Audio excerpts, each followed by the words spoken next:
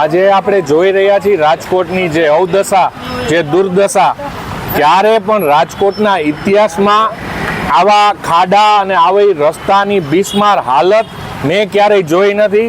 આજે રાજકોટની જનતા આ ખાડાથી ત્રસ્ત છે, ત્રાહિમામ પોકારી ઉઠી છે. ત્યારે આપના માધ્યમથી રાજકોટના તંત્રને, મનપાના તંત્રને, માન્ય કમિશનરશ્રીને રજૂઆત કરું છું કે આ રાજકોટને ખાડામાંથી ઉગારે અને રાજકોટને ફરી વિકાસની જેત ગતિ આપે.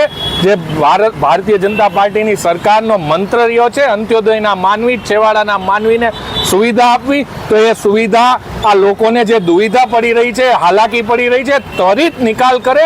માન્ય કમિશનરશ્રી, આપ ફિલ્ડમાં આવો અને આ રાજકોટને જે 6 દિવસ થયા વરસાદ રહી ગયો છતાંય ઘણા બધા વિસ્તારો આજે પણ પાણીમાં ગરકાવ થઈ ચૂક્યા છે, એ પાણીનો પણ ત્વરિત નિકાલ કરો એવી આપના માધ્યમથી હું અપીલ કરું છું. ખાસ તો સ્માર્ટ સિટી જે છે તે રાજકોટને કહેવામાં આવે છે, તો સ્માર્ટ સિટીની વ્યાખ્યામાં ખરેખર રાજકોટને લઈ શકાય?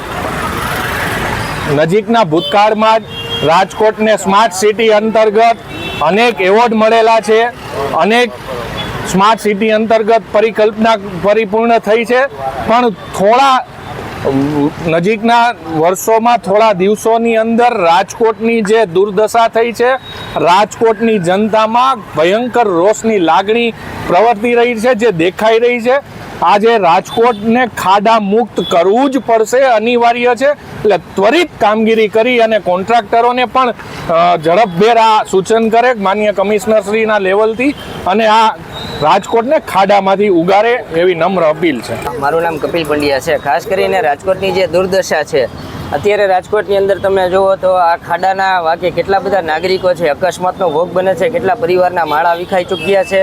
તેમ છતાં જે ભ્રષ્ટ અધિકારીઓ છે, જે પોલિટિશિયનો છે, એક વોર્ડમાં 4 કોર્પોરેટરો જોવા મળે છે, જે આજ સુધી ક્યારેય ફિલ્ડમાં ઉતર્યા નથી, અને ફિલ્ડમાં ઉતરીને જોવે તો ખબર પડે કે રાજકોટની પ્રજા છે કેટલી હાલાકી ભોગવે છે. તમે જુઓ તો નાના 2 વ્હીલર કે જે 4 વ્હીલર જે ગાડીઓ છે, બરાબર, એ પણ આ ખાડામાં ચાલી શકે એવી સ્થિતિ નથી. અને ક્યાંક ને ક્યાંક કેટલા બધા પરિવારો છે ખાડાના અકસ્માતનો ભોગ બને છે. તો રાજકોટના જેટલા પોલિટિશિયન છે, જેટલા અધિકારીઓ છે, અને ખરેખર તો હવે પબ્લિકે જાગૃત થવાની જરૂર છે.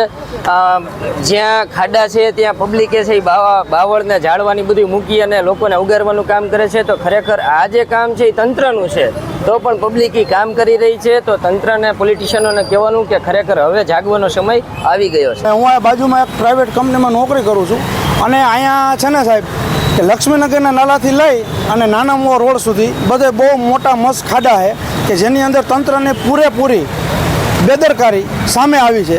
અને બીજી વાત કે આ રોડ ઉપર બધાય ધારાસભ્યથી લઈ, મિનિસ્ટરથી લઈ, જયેશભાઈ રાદડિયા, રમેશભાઈ ટીલાળા રોજ આ રોડ ઉપર નીકળે છે, ગોવિંદભાઈ ધારાસભ્ય છે એ પણ નીકળે છે. અમે રોજ આ બેઠા બેઠા જોઈ છીએ, ઊંચા હાથ કરી છીએ, પણ કોઈ ખાડા માટે કોઈ તંત્ર કોઈ કાંઈ કામ કરતું નથી. આ નજરની સામે છે. અહીંયા ગઈકાલે જો એક મારી પાછળ એક મોટો ખાડો દેખાય છે, એની અંદર ગઈકાલે એક બેન પડી ગયા, એના પગને હાથમાં બહુ મોટા પાયે ડેમેજ થયું હતું. એનો તંત્ર ખર્ચો દે કોઈ ધ્યાન દેતું નથી. મોટામાં મોટો તંત્રનો ભ્રષ્ટાચાર છે સાહેબ.